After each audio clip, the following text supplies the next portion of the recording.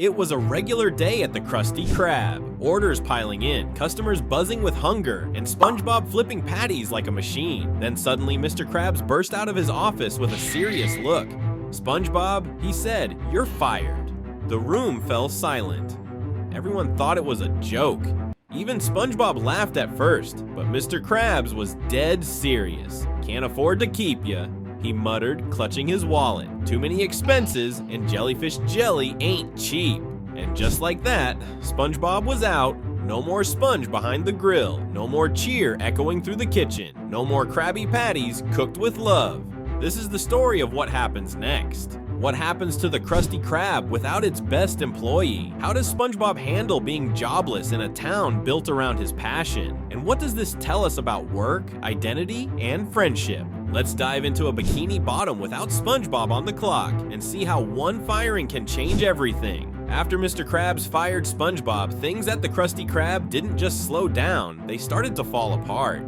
At first, Mr. Krabs felt good about his decision. He'd crunched the numbers and figured that cutting SpongeBob's salary would save him just enough to install a new safe in the office.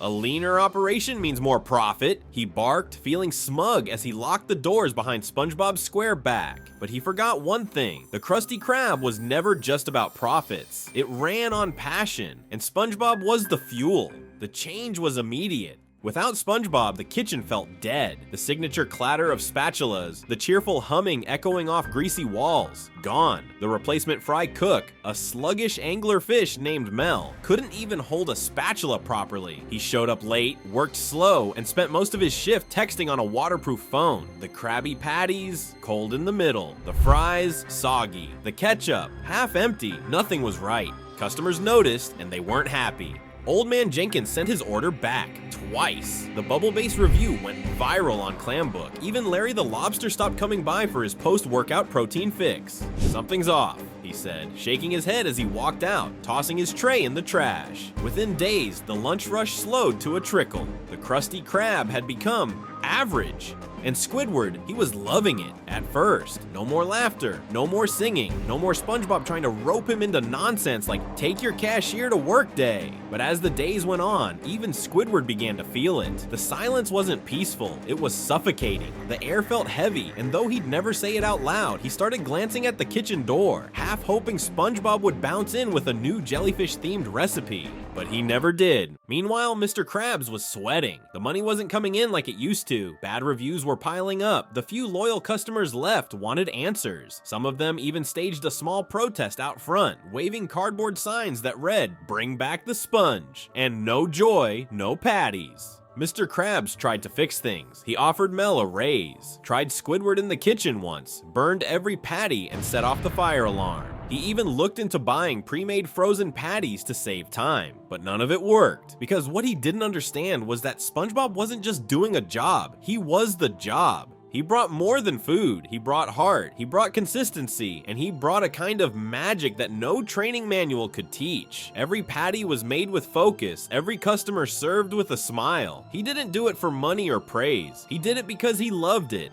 Without him, the Krusty Krab lost its identity. And for the first time in a long time, Mr. Krabs realized something terrifying. Maybe some things are worth more than money. By the end of SpongeBob's first week away from the Krusty Krab, Bikini Bottom had started to feel off. Not in a dramatic, apocalyptic way. There were no sirens or disasters, but in that quiet, creeping way where the town just felt emptier, duller, like a bubble that had lost its pop. The Krusty Krab was the first to break. Customers stopped coming. First it was the regulars, Larry the Lobster, Pearl's friends, the mailman who always ordered double pickles. They noticed the food tasted different, the place smelled different, even the air felt different. There was no SpongeBob greeting them at the door, no enthusiastic order up echoing from the kitchen, just Squidward slouching at the register looking even more miserable than usual. The replacement fry cook lasted 3 days. His name was Mel, and while he technically knew how to work a grill, he had no passion, no rhythm. He overcooked the patties, forgot the sauces, and left the fryer on overnight.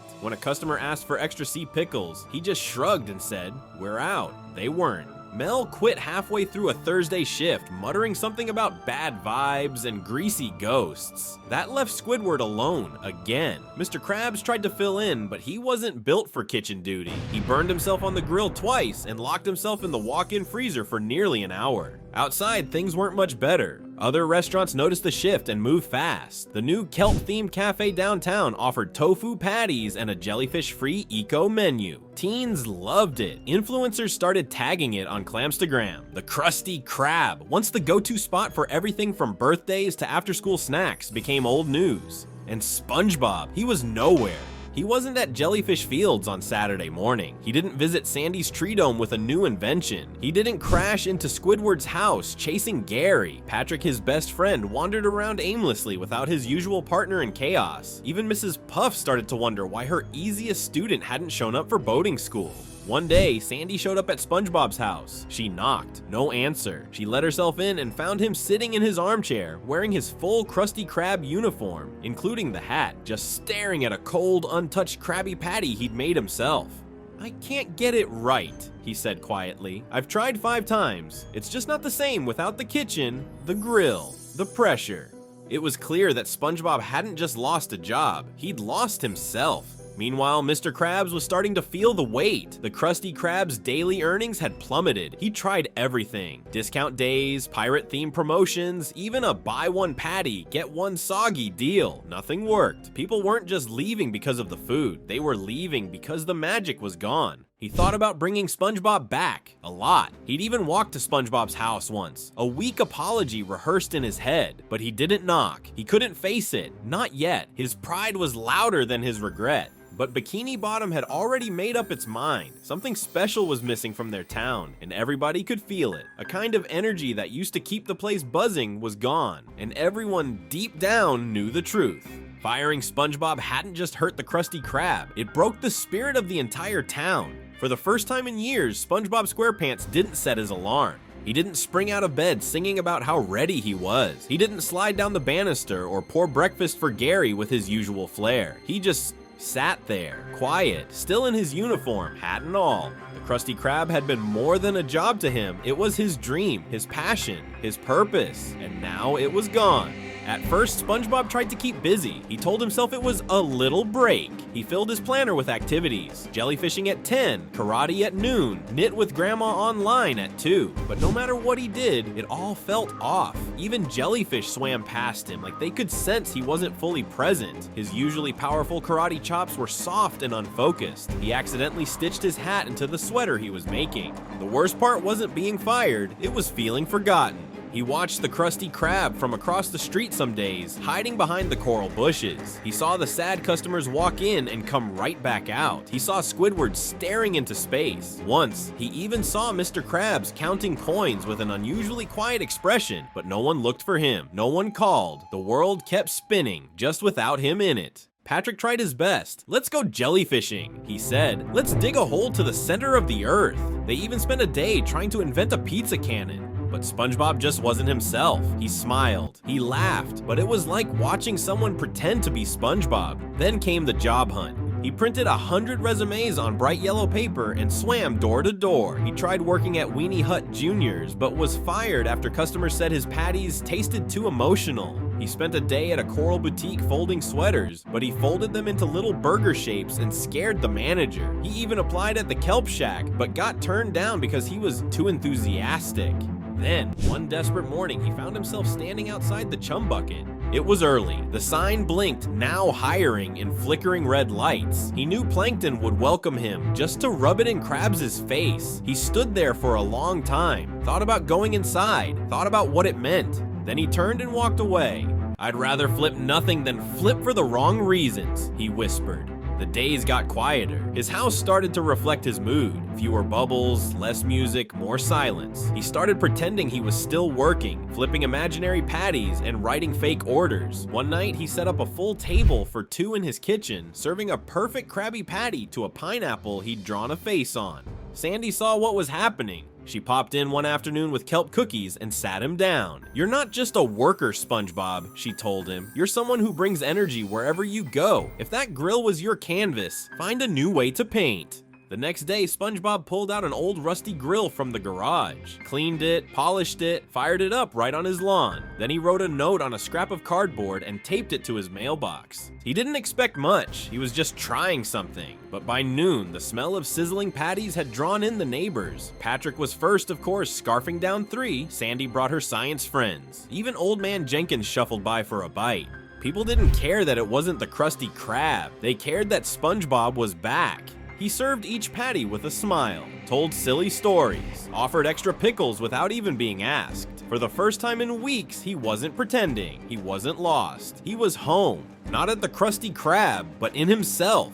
And deep down, he realized something powerful: his love for cooking, for serving, for spreading joy. It didn't belong to Mr. Krabs or a paycheck. It belonged to him. And no one, not even a firing, could take that away. The days went on, and SpongeBob kept grilling outside his house, flipping patties with the same joy he once brought to the Krusty Krab. Word spread quickly, first down his street, then through Jellyfish Fields, and eventually to the edge of town. People started showing up not for free food, but for something more. A taste of the old Bikini Bottom, a feeling that had gone missing ever since he was fired. You could feel it in the way the neighbors laughed again, in the way Patrick set up folding chairs for guests. Even Squidward peeked out from behind his blinds, arms crossed, pretending not to care, but staying there a little longer each day. Something was shifting. It turned out the town didn't miss the Krusty Krab. They missed him. Because what SpongeBob brought to work wasn't just perfect patties. It was life, energy, optimism that made bad days better. And when that disappeared, everyone felt it.